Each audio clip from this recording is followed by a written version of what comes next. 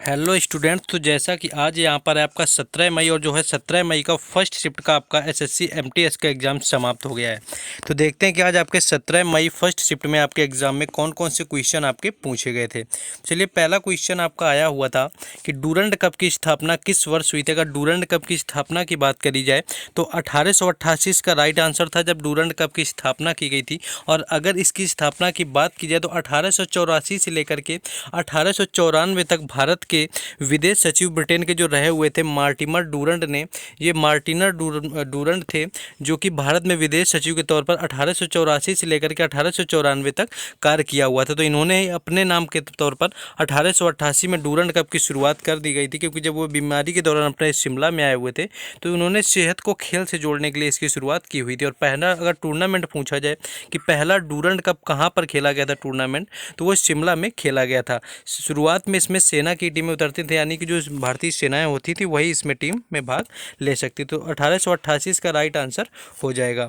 Next question आपका आया हुआ था कि सबसे ज़्यादा जनसंख्या घनत्व वाला राज्य कौन सा है। तो अगर यहाँ पर सबसे अधिक जनसंख्या घनत्व वाले राज्य की बात करें तो 2011 की जनगणना के अनुसार बिहार आपका राइट आंसर हो जाएगा, जो कि भारत में सबसे अधिक जनसंख्या घनत्व वाला राज्य होता है। क्योंकि यहाँ पर आपका प्रति वर्ग किलोमीटर की बात करें तो 1106 लोग आपके रहते हैं। और सबसे अगर कम की बात की जाए कि सबसे कम जनसंख्या घनत्व किसका है, तो उसका आपका अरुणाचल प्रदेश राइट आंसर हो जाएगा, जो कि सबसे कम जनसंख्या घनत्व वाला भारत का राज्य। सबसे ज़्यादा अगर जनसंख्या पूछ ली जाए तो उत्तर प्रदेश की होगी, और सबसे कम पूछ ली जाए तो सिक्किम की आपकी होती है। और सबसे आपका क्षेत्रफल की दृष्टि से सबसे छोटा राज्य पूछ लिया जाए तो गोवा वहाँ पर राइट आंसर हो जाएगा। तो ये सारे आपको फैक्ट याद रखने हैं, क्योंकि क्वेश्चन आपके ऑलमोस्ट यहीं से घुमा फिरा के आपके पूछ लिए जाते हैं। नेक्स्ट एक आपका क्वेश्चन पूछा गया था कि कथक अनुसंधान केंद्र कहाँ पर स्थित है। अगर कथक अनुसंधान केंद्र पूछा गया था, बाकी एक छोटा सा आपका केंद्रीय संस्थान यहाँ पर लखनऊ में भी खोला गया। अगर आपको वहाँ पर दिल्ली ऑप्शन में दिया हुआ था तो दिल्ली आपका राइट आंसर हो जाएगा, जहाँ पर आपका राष्ट्रीय जो आपका कथक अनुसंधान केंद्र है, जो राष्ट्रीय लेवल पर नेशनल लेवल पर, वो आपका दिल्ली में स्थित है। कथक का जो राष्ट्रीय संस्थान है जिसे कि कथक केंद्र के नाम से जाना जाता है, वो आपका दिल्ली में स्थित है। ये कथक भारतीय शास्त्रीय नृत्य के रूप में नृत्य संस्थान है। और इसके अलावा संगीत नाटक अकादमी की एक इकाई भारतीय राष्ट्रीय संगीत नृत्य और नाटक अकादमी 1964 में नई दिल्ली में स्थित यहाँ पर रही हुई थी। तो ये आपका दिल्ली इसका राइट आंसर हो जाएगा। और भारत में कुल 8 शास्त्रीय नृत्यों की संख्या और उन 8 शास्त्रीय नृत्यों में से एक नृत्य आता है कथक, जो कि उत्तर प्रदेश का शास्त्रीय नृत्य होता है। तो इसका अनुसंधान केंद्र पूछा गया था, तो अनुसंधान केंद्र की बात करें आपका तो दिल्ली इसका राइट आंसर था। नेक्स्ट क्वेश्चन आपका पूछा गया था कि सत्यनारायण शर्मा किस शास्त्रीय नृत्य से संबंधित है। अगर यहाँ पर सत्यनारायण शर्मा की बात करें तो इनका जो पूरा नाम है यहाँ पर वेदांतम सत्यनारायण शर्मा हो जाएगा, जिन्हें कि सत्यम के नाम से जाना जाता है। एक भारतीय शास्त्रीय नर्तक और नृत्य रचनाकार रहे हुए हैं। तो कुचिपुड़ी यहाँ पर राइट आंसर हो जाएगा। उन्हें कुचिपुड़ी के शास्त्रीय नृत्य के प्रमुख प्रतिपादकों में से माना जाता है। उनका जन्म आपको 1935 में हुआ था, कुचिपुड़ी में हुआ था। आपका कुचिपुड़ी कई बार पूछ लिया जाता है कि कुचिपुड़ी आपका कौन से जिले से संबंधित है। तो आंध्र प्रदेश का आपका पहली चीज़ तो याद रखनी कि आंध्र प्रदेश राज्य का आपका एक गांव है जिसका नाम कुचिपुड़ी है, इसीलिए आंध्र प्रदेश का जो शास्त्रीय नृत्य है उसका नाम कुचिपुड़ी इसी गांव के नाम पर रखा गया। और आपका एक बार क्वेश्चन ये पूछा गया था कि किस आपके जिले में आता है कुचिपुड़ी गाँव, तो कृष्णा जिला आपका राइट आंसर हो जाएगा। तो ये काफ़ी अच्छा क्वेश्चन था एसएससी का कि कृष्णा जिले के अंतर्गत कुचिपुड़ी गाँव आता है।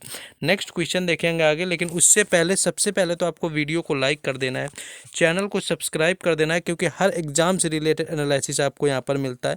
आपको शेयर कर देना है, बस आपको सपोर्ट करेंगे अगर आप लोग, तो सपोर्ट की वजह से यहाँ पर थोड़ा सा ग्रो हो पाएंगे। आप लोगों के लिए ज़्यादा से ज़्यादा मेहनत और अच्छे से अच्छे यहाँ पर ट्राई कर पाएंगे अपना लेवल बेस्ट। तो आप लोग सपोर्ट करते रहिए, लाइक करें, शेयर करें और सब्सक्राइब जरूर करें। और बाकी इन क्वेश्चंस का आपको PDF टेलीग्राम चैनल और व्हाट्सएप ग्रुप पर ऑलरेडी दे दिया जाता है, जिन दोनों का लिंक डिस्क्रिप्शन में दिया गया, तो वहाँ पर भी जा करके आप जुड़ सकते हैं डिस्क्रिप्शन से।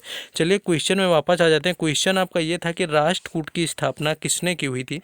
तो राष्ट्रकूट की बात करें तो इस वंश की जो स्थापना है ये 8वीं शताब्दी में दांती दुर्ग के द्वारा की गई थी, यानी दांती दुर्ग इसका राइट आंसर हो जाएगा, जिसने कि 8वीं शताब्दी में राष्ट्रकूट वंश की स्थापना की। और उसने डेक्कन में राष्ट्रकूटों को एक सर्वोच्च उच्च शक्ति के रूप में स्थापित करने की में महत्वपूर्ण भूमिका निभाई हुई थी। तो यहाँ पर दांती दुर्ग आपका राइट आंसर हो जाएगा। नेक्स्ट क्वेश्चन पूछा गया था आपका कि वर्षा मापने का यंत्र क्या कहलाता है। तो वर्षा मापने के यंत्र अगर बात करें आपका क्या कहलाता है, तो आपका वहाँ पर या तो रेन गेज आपको दिया होगा, अगर आपको रेन गेज नहीं दिया होगा इंग्लिश में लिखा हुआ तो आपका हेटोमीटर हो जाता है, यानी कि आपका बात करें तो रेन गेज नहीं था तो वर्षा मापने का जो यंत्र होता है आपका हेटोमीटर कहलाता है। और वहीं अगर प्रकाश की तीव्रता मापने की बात की जाए तो ल्यूसीमीटर प्रकाश की तीव्रता मापने के लिए इसका प्रयोग किया जाता है। गैलेक्टोमीटर का उपयोग दूध के सापेक्ष घनत्व को मापने के लिए किया जाता है। तो ये सारे आपको, और वाष्प का स्तर मापने के लिए वातावरण में हाइग्रोमीटर का उपयोग किया जाता है। तो ये सारे ऑलमोस्ट आपको याद रखना है कि किसका किस में यूज किया जाता है।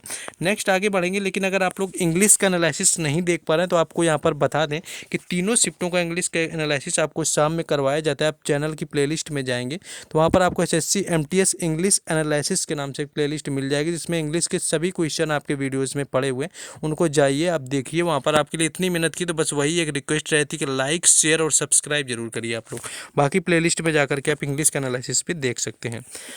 क्वेश्चन आपका पूछा गया था कि उगादी त्यौहार किस महीने में मनाया जाता है। तो उगादी त्यौहार की बात करें तो जो प्रतिवर्ष आपका मार्च से अप्रैल महीने के बीच में मनाया जाता है उगादी का त्यौहार, लेकिन आपके वहाँ पर हिंदी महीने दिए हुए थे तो हिंदी महीने में आपका चैत्र राइट आंसर हो जाएगा, जो कि चैत्र माह के पहले दिन मनाया जाता है, यानी चैत्र में आपका मनाया जाता है। तो चैत्र इसका राइट आंसर था, क्योंकि सारे ऑप्शन आपके हिंदी में दिए हुए थे, तो चैत्र इसका राइट आंसर हो जाएगा। और आपका चैत्र शुक्ल में आपका इस साल जो 2023 का आपका 21 मार्च को मनाया गया था। तो ये आपका मनाया जाने वाला आपका दक्षिण भारत के प्रमुख त्योहारों में से एक होता है, नववर्ष होता है आपका। एक्चुअली ये नववर्ष है, भारतीय हिंदू कैलेंडर के अनुसार इसे नववर्ष माना जाता है। तो चैत्र के प्रथम दिन में आपका इसका आयोजन किया जाता है। नेक्स्ट क्वेश्चन है कि टोक्यो ओलंपिक 2020 में भारत ने कुल कितने पदक जीते हुए थे। तो टोक्यो ओलंपिक की बात करें तो कुल 7 मेडल यहाँ पर भारत ने जीते हुए थे, जहाँ पर 1 गोल्ड मेडल था, 2 सिल्वर मेडल थे और 4 आपके ब्रॉन्ज मेडल यहाँ पर भारत ने जीते हुए थे टोक्यो ओलंपिक के अंदर, जो कि अब तक का ओलंपिक खेलों में सबसे सर्वश्रेष्ठ प्रदर्शन रहा हुआ था भारत की तरफ से। और गोल्ड मेडल नीरज चोपड़ा ने जीता हुआ था भाला फेंक के अंदर, जो कि व्यक्तिगत श्रेणी में दूसरा स्वर्ण पदक था आपका। इससे पहले अभिनव बिंद्रा ने 2007 में आपको 2008 में बीजिंग ओलंपिक में जीता हुआ था शूटिंग के अंदर। नेक्स्ट हम लोग आगे बढ़ेंगे। नेक्स्ट आपका क्वेश्चन ये पूछा गया था कि पाकिस्तान संस्कृति और शिक्षा संबंधी अनुच्छेद कौन सा है। तो यहाँ पर संस्कृति और शिक्षा से संबंधित अनुच्छेद की बात करें तो इनको मूल संविधान में 2 अनुच्छेदों के अंतर्गत रखा गया है, जो कि अनुच्छेद 29 और 30 में रखा गया, यानी आर्टिकल 29 और 30 यहाँ पर राइट आंसर हो जाएगा, जिसके तहत आपका भारत में शिक्षा और संस्कृति का अधिकार दिया जाता है। और इसके अनुसार सभी को अपनी संस्कृति का पालन करने तथा प्रचार प्रसार करने तथा अनिवार्य बुनियादी शिक्षा पाने का मौलिक अधिकार प्रदान किया गया है। तो अपना कल्चर आप आसानी से मान सकते हैं। इसका मतलब आपका जो अनुच्छेद है, अनुच्छेद 30 और अनुच्छेद 40 आपको इस चीज़ की आज़ादी देता है। नेक्स्ट आपका क्वेश्चन पूछा गया था कि पाकिस्तान और अफगानिस्तान आपके भारत के किस राज्य में किस ओर स्थित हैं। तो आपका अगर उत्तर पश्चिम आपको दिया होगा ऑप्शन में, तो उत्तर पश्चिम आपका हो जाएगा, जहाँ पर पाकिस्तान अफगानिस्तान आपके स्थित हैं तो उत्तर पश्चिम में आपका स्थित होगा। अन्यथा अगर आपकी बात करें तो अफगानिस्तान के अगर पूर्व में बात करें तो अफगानिस्तान के पूर्व में आपका पाकिस्तान आ जाता है, उत्तर पूर्व में आपका भारत आता है, उत्तर पूर्व में आपका इस तरफ भारत आना है तो इस तरफ आपका पाकिस्तान और अफगानिस्तान हो जाएगा। तो ये आपका देखेंगे तो ये डायरेक्शन उत्तर पश्चिम में हो जाती है, यानी अफगानिस्तान और जो पाकिस्तान है आपका उत्तर पश्चिम में आपका आता है। नेक्स्ट देखेंगे। नेक्स्ट आपका यहाँ पर पूछा गया था कि पहल योजना किससे संबंधित है। अगर पहल योजना की बात करें तो इस योजना का मतलब आपका प्रत्यक्ष हस्तांतरित लाभ है। इसे एलपीजी गैस उपभोक्ताओं के लिए केंद्र सरकार द्वारा आरंभित किया गया था, यानी जो आपका सब्सिडी मिल रहा था गैसों में, आपका एलपीजी गैस सिलेंडर में, एक्चुअली वो आपका पहल योजना के तहत दिया जा रहा था। इस पहल योजना उपभोक्ता के खाते में एलपीजी सब्सिडी हस्तांतरण से संबंधित है, यानी सब्सिडी की राशि सीधे उपभोक्ता के बैंक खाते में प्राप्त होती थी। जो आपके ये हो रहा था काम, ये पहल योजना के अंतर्गत हो रहा था। नेक्स्ट आपका क्वेश्चन है कि one life is not enough पुस्तक के लेखक कौन है। तो नटवर सिंह इसका राइट आंसर हो जाएगा, जो कि one life is not enough पुस्तक के लेखक हैं। और यह पुस्तक 2014 में प्रकाशित हुई थी और यह एक्चुअली कुंवर नटवर सिंह की आत्मकथा का ही नाम है। ये एक लेखक हैं, भारतीय राजनीतिक हैं और वरिष्ठ आपके नौकरशाह एवं पूर्व केंद्रीय कैबिनेट मंत्री भी रह चुके हैं। नेक्स्ट आपका एक गोपुरम मंदिर से एक्चुअली पूछा गया था क्वेश्चन है, यहाँ पर एग्जैक्ट नहीं मिल पाया कि आपका कहाँ पर स्थित है या क्या है आपका। तो गोपुरम मंदिर की बात करें तो शिव मंदिर आपका आपके बात करें तो चिदम्बरम के गोपुरम में मिलेंगे। एक गोपुरम या गोपुरम गोपुर एक हिंदू मंदिर के प्रवेश द्वार का एक स्मारक प्रवेश द्वार होता है, यानी कि हिंदू जो मंदिर होते हैं उनका प्रवेश द्वार एक जो होता है स्मारकी, वो आपका गोपुरम होता है, जो आमतौर पर अलंकृत होता है। यानी चिदम्बरम नटराज मंदिर भगवान नटराज को समर्पित एक हिंदू मंदिर है, और जो कि इस नृत्य के स्वामी के रूप में भगवान शिव के रूपों में आपका यह मंदिर चिदम्बरम तमिलनाडु में भारत के स्थित है। अगर आपको दक्षिणी भारत दिया हुआ था तो वो भी आपका राइट आंसर हो जाएगा। नेक्स्ट क्वेश्चन है कि सुप्रीम कोर्ट ने किस संशोधन में संपत्ति में महिलाओं की बराबर की हिस्सेदारी दी है?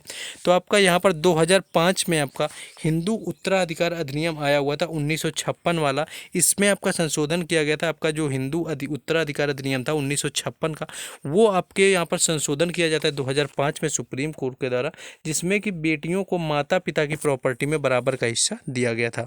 तो ये था ऑलमोस्ट आप लोगों का यहाँ पर बात करें 17 मई का फर्स्ट शिफ्ट का आपका एसएससी एमटीएस एग्जाम का एनालिसिस।